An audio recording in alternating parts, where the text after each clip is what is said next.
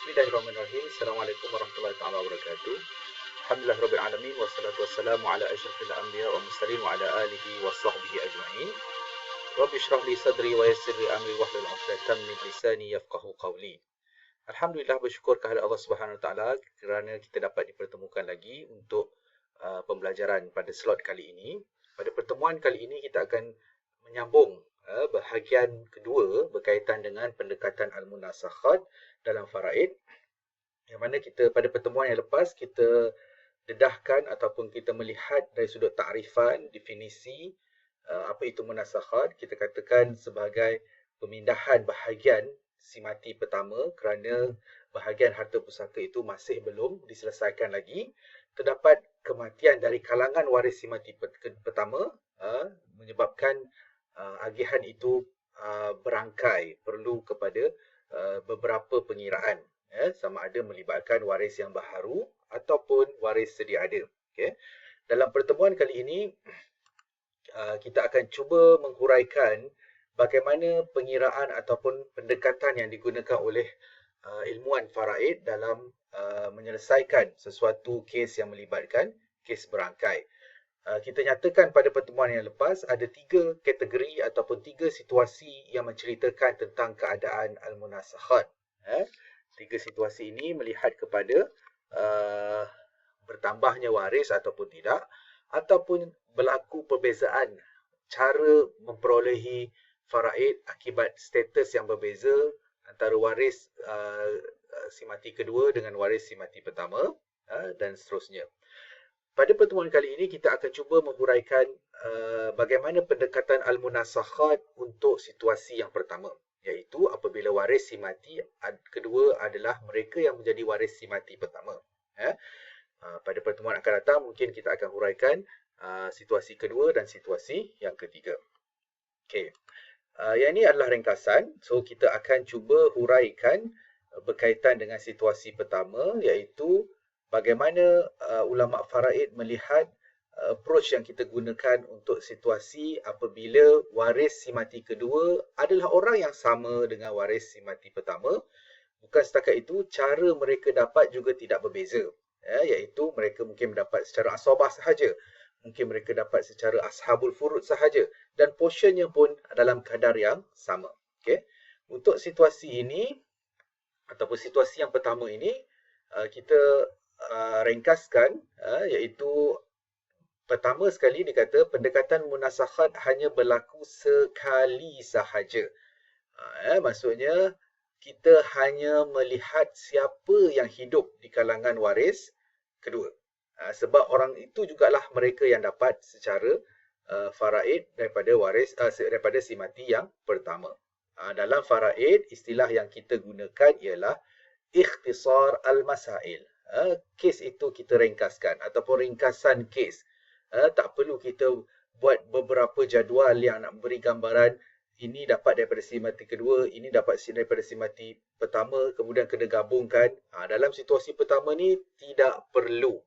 Dikatakan kat sini sebab apa? Seolah-olahnya si mati pertama hanya memiliki waris yang berbaki. Yang berbaki maksudnya tanpa melihat si mati kedua atau berikutnya. Siapa dalam bahasa mudah yang hidup tu sahaja yang kita bagi bahagian mereka. Sebab isunya sekarang ini ialah harta yang si mati pertama yang masih tidak diagihkan lagi. So, kita teruskan pengiraan hanya waris yang hidup sahaja seolah-olah si mati kedua tidak wujud. Si mati kedua tidak wujud.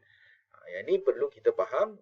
Itu yang kita katakan sebelum ini. Untuk situasi pertama ini adalah approach pendekatan munasakhat yang lebih mudah, lebih ringkas.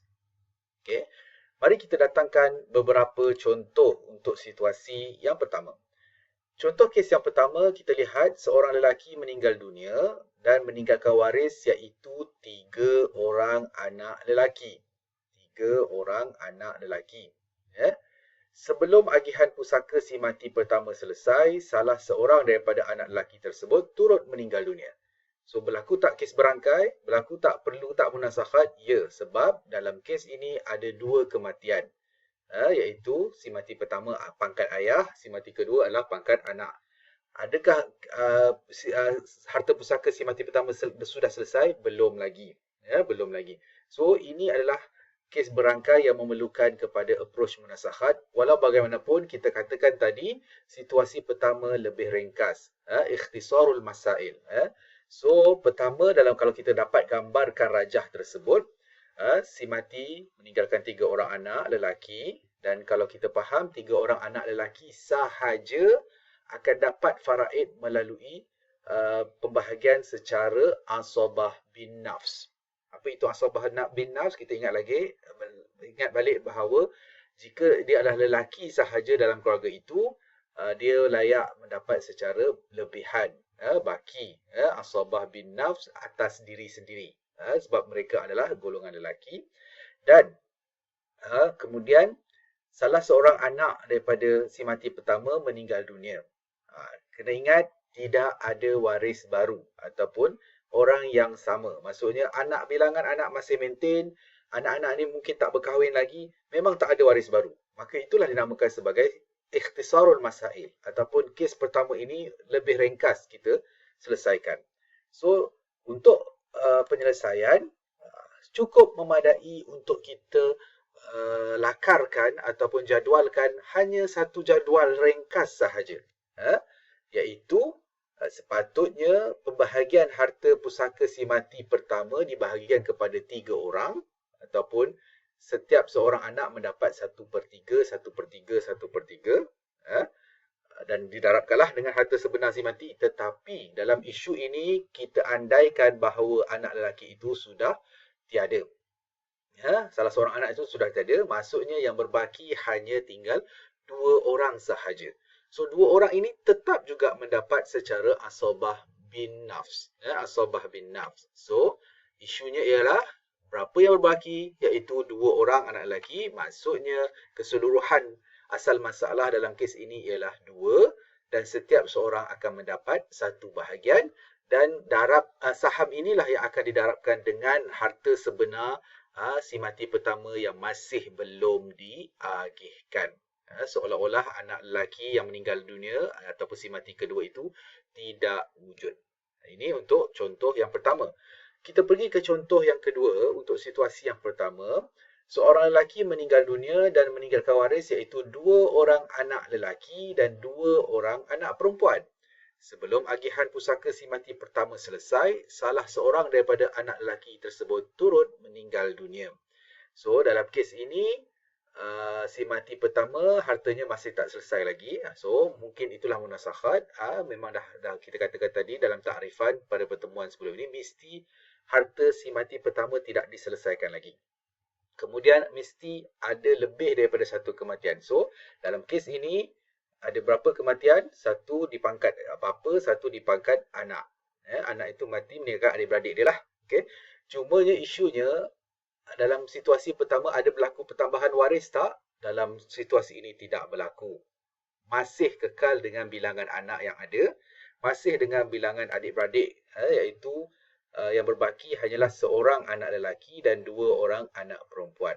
Dan kalau kita perhatikan, 3 orang waris yang masih hidup ini sebenarnya mendapat secara bahagian yang sama. Sama ada dia dengan si mati pertama pun dapat secara asabah, dengan si mati kedua pun dapat asabah.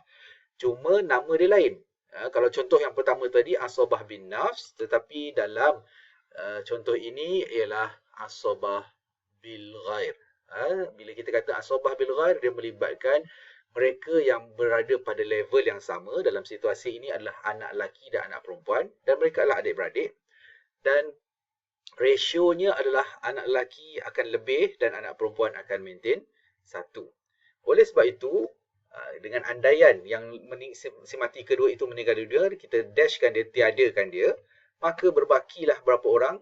Seorang anak lelaki dan 2 orang anak perempuan. Tetapi kita kena ingat, anak lelaki perlu double.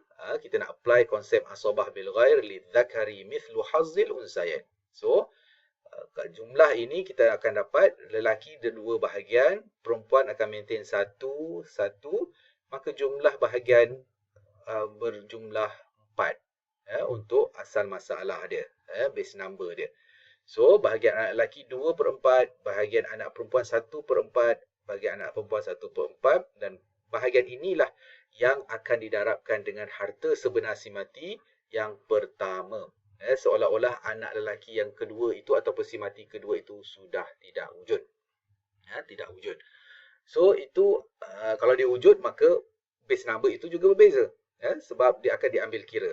So ini adalah contoh yang kedua, sebab kesemua waris itu adalah sama dan cara dia orang dapat daripada si mati pertama secara asabah bil ghair, dia orang dapat melalui si mati kedua pun asabah bil ghair atas pangkat adik-beradik. Sebab yang ni yang meninggal ni adalah mungkin abang dia ataupun adik lelaki kepada waris-waris yang masih hidup. Kita datangkan contoh yang ketiga. Seorang lelaki meninggal dunia dan meninggalkan waris, iaitu 4 orang anak perempuan sahaja. Sebelum agihan pusaka si mati selesai, salah seorang daripada anak perempuan tersebut turut meninggal dunia. So inilah rajah dia, kalau kita boleh rajahkan. So semua anak perempuan. So yang berbaki sekarang ni adalah 3 orang yang masih hidup. 3 orang ini dapat secara daripada si mati pertama secara ashabul furud. Bilangannya ialah lebih daripada seorang, maka portion yang telah ditetapkan melalui formula faraid ialah 2/3. Andai kata mereka ini hidup juga mendapat daripada si mati kedua melalui portion 2/3 juga. Iaitu saudara perempuan seibu sebapa. So disebabkan portion itu sama, mereka dapat secara sama, iaitu dapat daripada si mati pertama melalui kadar yang sama, daripada si mati kedua juga 2/3, maka kekalkan sahaja 2/3, cuma dash itu berlaku kepada salah seorang yang meninggal dunia, seolah-olah mereka tiada dan mereka tidak dikirakan. Cuma dalam kes ini perlu kita panjangkan sikit tasahih itu, sebab ada 3 orang anak perempuan yang datang peruntukan itu daripada 2. So, asal masalah di bawah ini perlu didarabkan dengan 3. So, menjadikan asal tasahih yang baru iaitu 9. So, 2 darab 3 juga akan menghasilkan 6. Yang mana setiap seorang daripada anak perempuan itu memperolehi 2/9. So, kes ini ada baki. Menurut mazhab Syafi'i, kes yang berbaki ataupun lebihan ini akan diserahkan ke Baitul Mal. So, itulah dia contoh-contoh berkaitan dengan situasi pertama, pendekatan munasakhat. Mudah-mudahan membantu untuk memahami tentang kes-kes tersebut. Wabillahi taufiq wal hidayah. Assalamualaikum warahmatullahi taala wabarakatuh.